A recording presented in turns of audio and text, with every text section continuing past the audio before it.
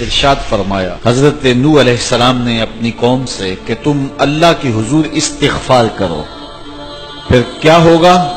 کہ وہ آسمان سے موسلادھار بارش نازل کرے گا اور تمہاری مدد کرے گا مالوں سے، بیٹوں سے، اور تمہارے لیے باغات بنا دے گا اور نہریں جاری کر دے گا۔ تو یہ ساری چیزیں استغفار سے نصیب ہوتی، مال بھی ملتا ہے، بیٹے بھی ملتے ہیں، بارشیں بھی بر وقت برستی ہیں اور نہریں بھی جاری ہوتی ہیں اور اموال کی کثرت بھی نصیب ہوتی ہے۔ تو کثرت کے ساتھ استغفار پڑھیے، اس کا لازمی نتیجہ یہ ہوگا کہ اللہ تعالیٰ مال کی کثرت فرما دے گا، اور مال وہ دے گا جو کثیر بھی ہوگا، حلال بھی ہوگا، طیب بھی ہوگا، اور پاکیزہ بھی ہوگا، اور فراواں بھی ہوگا، اور مبارک بھی ہوگا۔ تو جو مبارک رزق ہوتا ہے وہ مومن کی زندگی کا مقصود ہے۔ دوسری بات، جو کام صبح کے وقت کیے جاتے ہیں ان کاموں میں اللہ نے برکت رکھی ہے۔ کچھ لوگوں کی عادت ہے کہ وہ دیر سے اٹھ کے دیر پہ کاموں پہ جاتے ہیں۔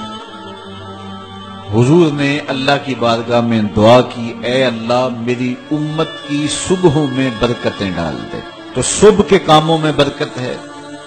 استغفار پڑھتے رہیں اس میں برکت ہے، اور وہ کتنا خوش نصیب ہے جو صبح کو کام پہ جا رہا ہے اور استغفار بھی پڑھتا جا رہا ہے، تو اللہ تعالیٰ اس کے کام میں برکت نازل فرمائے۔ تیسری چیز، جب اللہ تعالیٰ جل شانہ عطا کرے تو اس پر شکر کرے،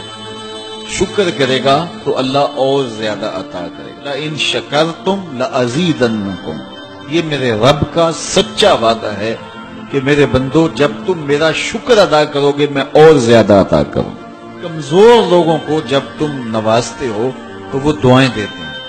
تو اس کی دعا کی برکت سے تمہارے رزق میں اضافہ ہو جاتا ہے۔ تو کمزور لوگوں کے ساتھ حسن سلوک کیجئے، اس سے رزق کے اندر برکت نصیب ہو۔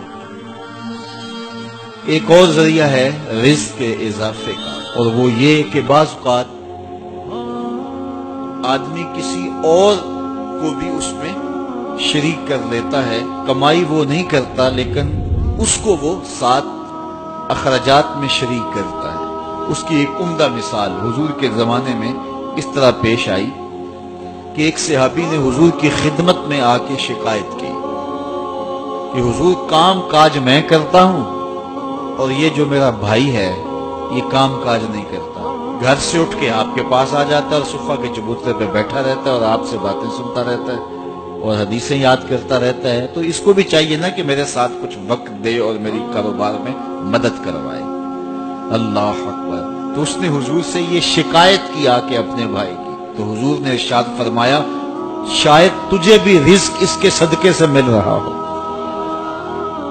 تو اس سے علماء نے ایک بات بیان کی ہے، وہ کہتے ہیں کہ یہ جو طلبائے دین ہوتے ہیں اپنے رزق میں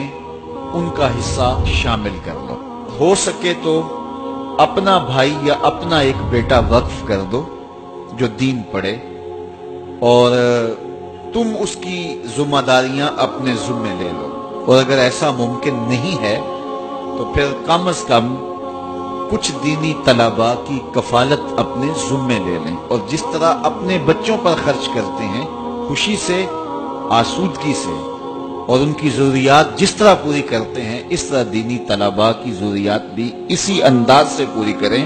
تو اس حدیث کے آپ مصداق ہو جائیں گے، تو اللہ تعالیٰ آپ کو بہت نوازے گا، اور یہ رزق میں اضافے کا سبب اور ذریعہ ہوتا ہے۔ میں تو آج کل دوستوں کو یہ بھی کہتا ہوں کہ اپنے کاروبار کے اندر جو ہے وہ ادارۃ المصطفیٰ کو شامل کر لو،